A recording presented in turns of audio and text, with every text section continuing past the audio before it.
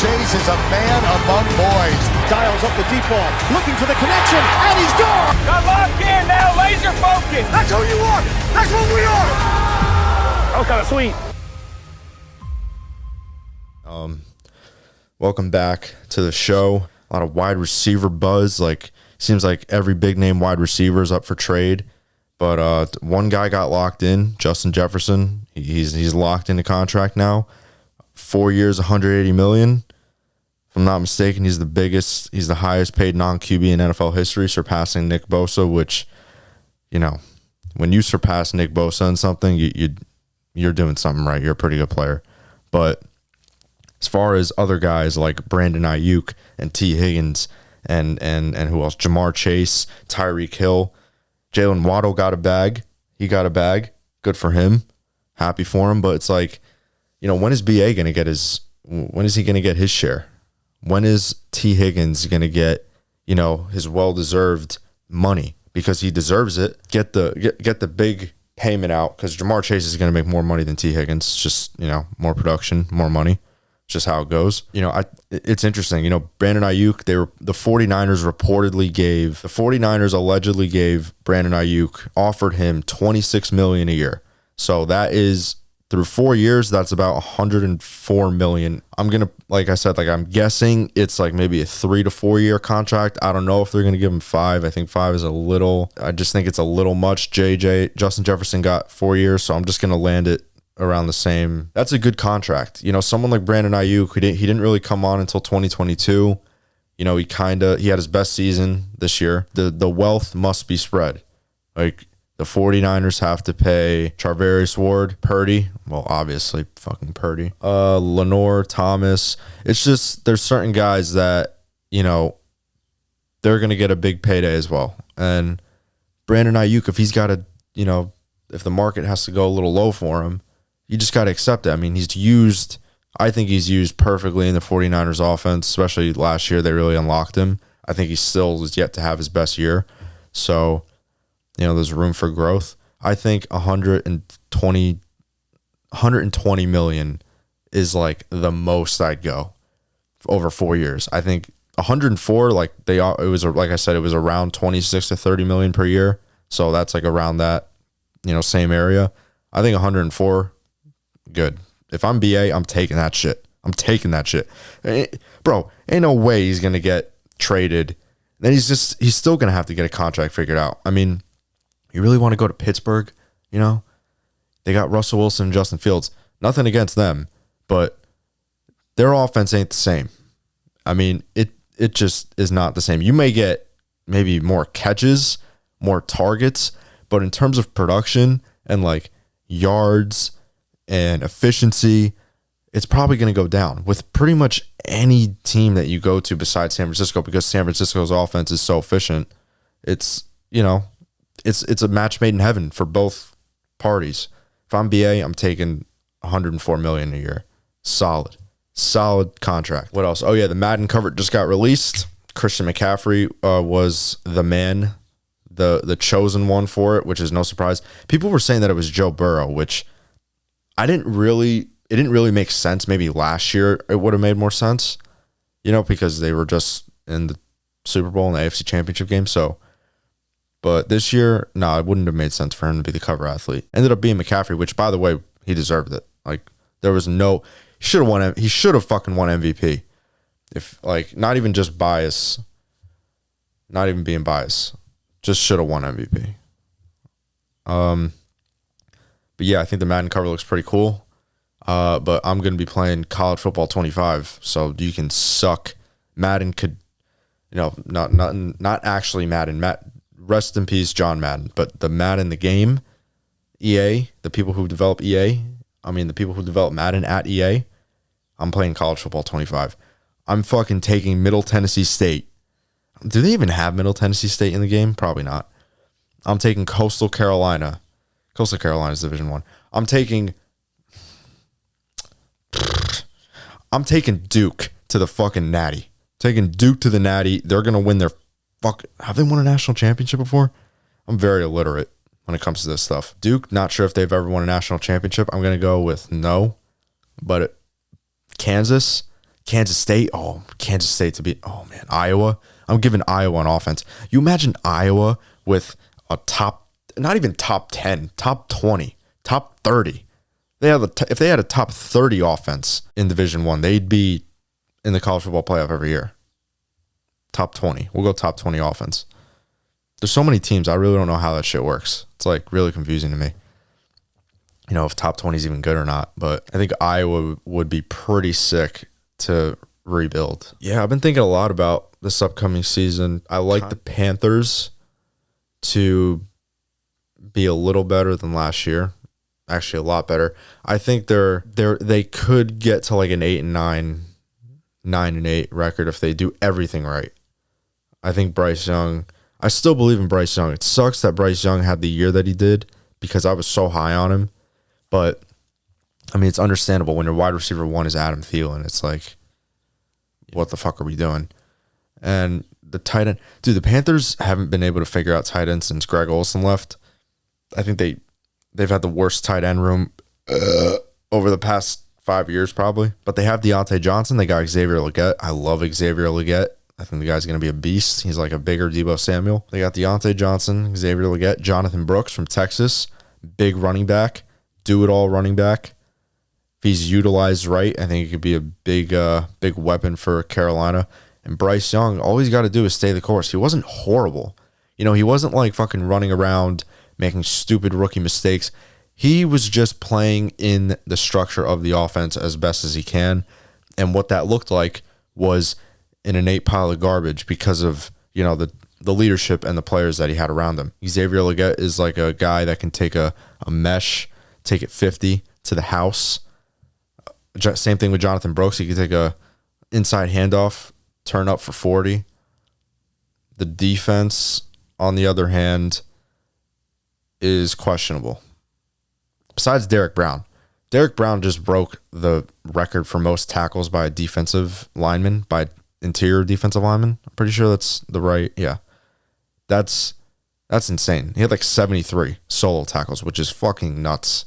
That's nuts. As a defensive tackle, that just goes to show how good he is and how bad the Carolina defense is. There's just something about a defensive tackle being your team leader in tackles. I don't know if he was the team leader, but he was probably up there. That's a concerning thing. You know, that's like your corner having a lot of tackles. You know, if your corner leads the league in tackles, that means your fucking corners are getting burned and they're having to chase guys down and tackle them all the time. Or your outside run defense sucks and they have to tackle the running back because nobody can pursue fast enough. Same thing with defensive linemen. If your defensive lineman is leading your team in tackles or in the top 3, that means you're getting ran on like nobody's business. You're getting gutted. You know, you're getting plowed. You're getting ran through like a freshman at what's a slutty college? You're getting ran through like a freshman at Florida or Arizona State. Arizona State, yeah, actually, yeah. You're getting ran through like a freshman at Arizona State, which is, you know, nothing against that. But, oh yeah, something else I've been thinking about, the Chargers. Dude, I hope to God that Jim Harbaugh works out in the NFL again because he just had a vision. You know, he had a plan. It didn't always work, but he had a vision of what he wanted to do.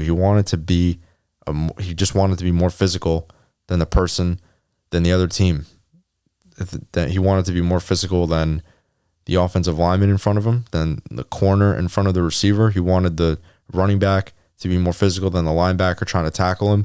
He wanted, you know, the tight end to be more physical than the DN that he was blocking. He just wanted basically a team full of inmates. He wanted the longest yard on his team every single year. And I completely understand, even though they lost pretty much every playmaker they had. I think if they play their cards right, they can make the playoffs because Harbaugh is a visionary. The defense is going to be better, 100%. Know that for sure.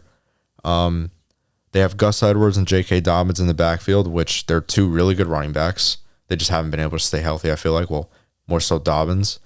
Even though they lost Mike Williams and Keenan Allen, They still have Josh Palmer, who's a really great receiver. I think he's going to have a breakout year.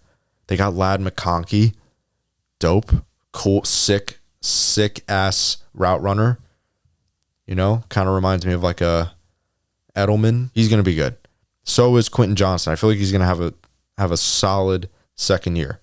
They got some playmakers. They got some guys. Seems like every year every game last year they found a way to lose in the most Charger way possible. And it's been like that for years. Like going back to like when they were like the number one offense, number one defense, and they missed the playoffs because of like their special teams sucked so bad. That's such a Charger thing to do.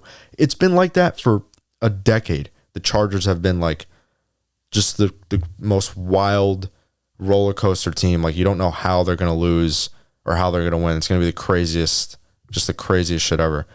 I hope it can ease off and take more of a steady path for the sake of Herbie. It sucks to see him in that situation, but Harbaugh looks like he's going to fix it. So good on him. Good job. So we got a new segment here. This is quarterbacks that I would have a beer with, or a twee, or a Rocket Pop Twisted Tea, the fucking greatest shit to ever exist, or a shot. But let's just say beer, just for the sake of, keep it simple. I think I'm going to have to go with Baker. Baker's just like a safe, anybody would have a beer with Baker. It's like a safe pick.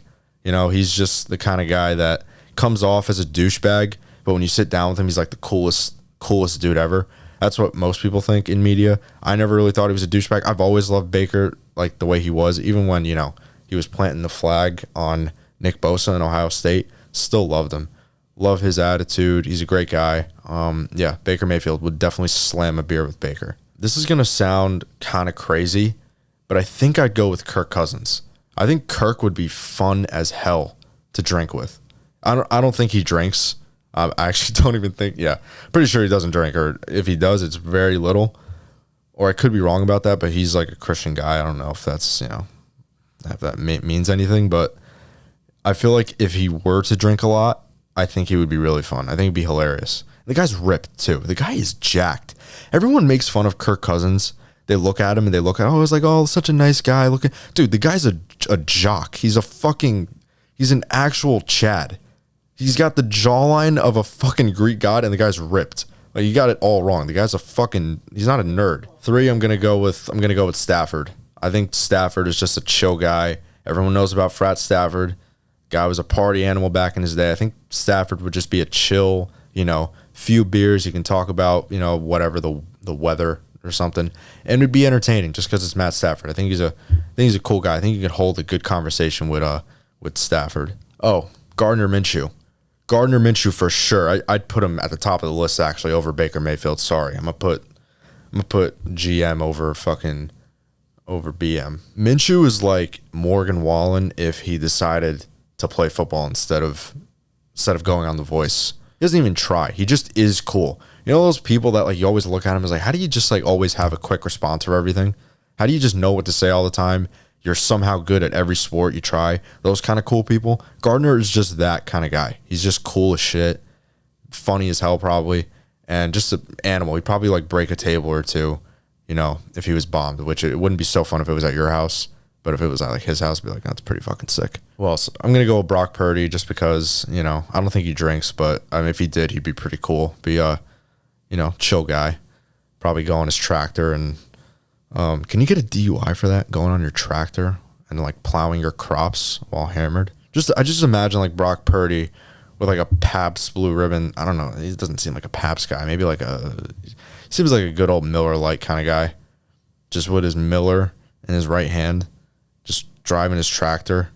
He'd probably be really good at it too. He's done it his whole life. Guy knows what he's doing. I go Lamar. He'd definitely be like he'd definitely come out of his shell a little more. He's a little more of like not a timid guy, not like a shy guy, but he's definitely quiet.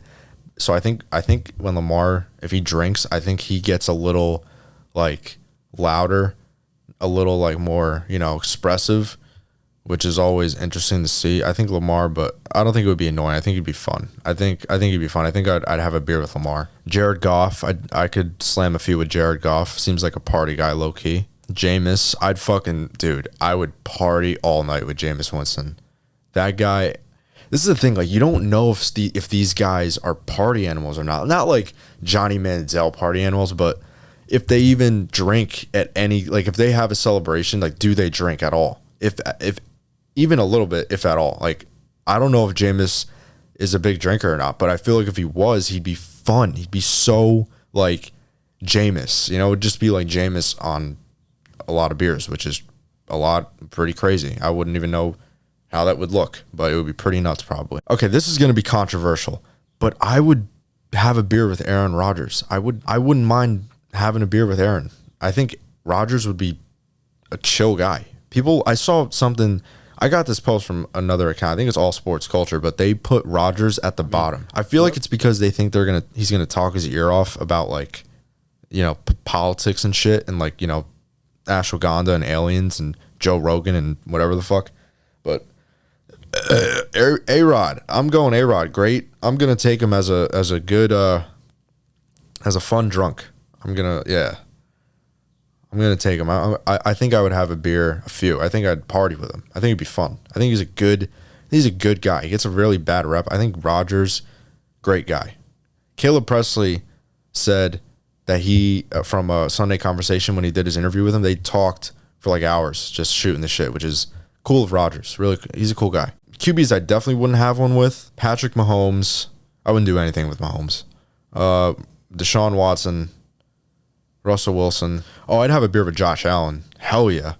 Josh Allen. I forgot so many guys. Josh Allen, Justin Herbert, Dak. I'd have a beer with Dak. I don't know. Who would you have a beer with? Who would you slam a few rounds with? All right, we're going to hit top 5. Since the Madden cover thing just dropped, I want to do another segment. This is going to be top 5 Madden cover athletes. Now, I want to preface by saying this isn't necessarily like who I think is who looked the best or who the best player was. This is just my personal favorite top 5. This isn't really in a particular order, so don't think I'm raking these guys. But I have Peyton Hillis. I think that year he was like, it was the last running back, I'm pretty sure. So yeah, he had a great year that year, and then he fell off the face of the earth. Sean Alexander, absolute beast. If you have never seen Sean Alexander play, or just look up Sean Alexander highlights, one of the greatest running backs to ever play the game, and he just had a shorter career than it should have been, which is the case for most running backs, unfortunately. I'm going to go Christian McCaffrey just because, obviously, for obvious reasons. I think Christian had a great season after he had the injuries. So many people doubted him. They didn't know how he was going to look when he came back.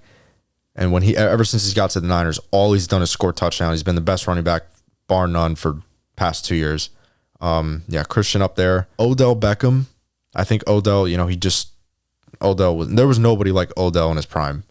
Absolutely just changed the way people look at receivers, I feel like, which Randy Moss did. I think Jerry Rice had his own impact, but just what Odell Beckham did for like this generation, just can't compare it to anyone else. Finally, I have Michael Vick. Everybody was playing with Michael Vick, whoever played Madden in like 2002 to 2004, 2005, they played with Michael Vick. Michael Vick was the GOAT. The Falcons were the team to play with because of Michael Vick.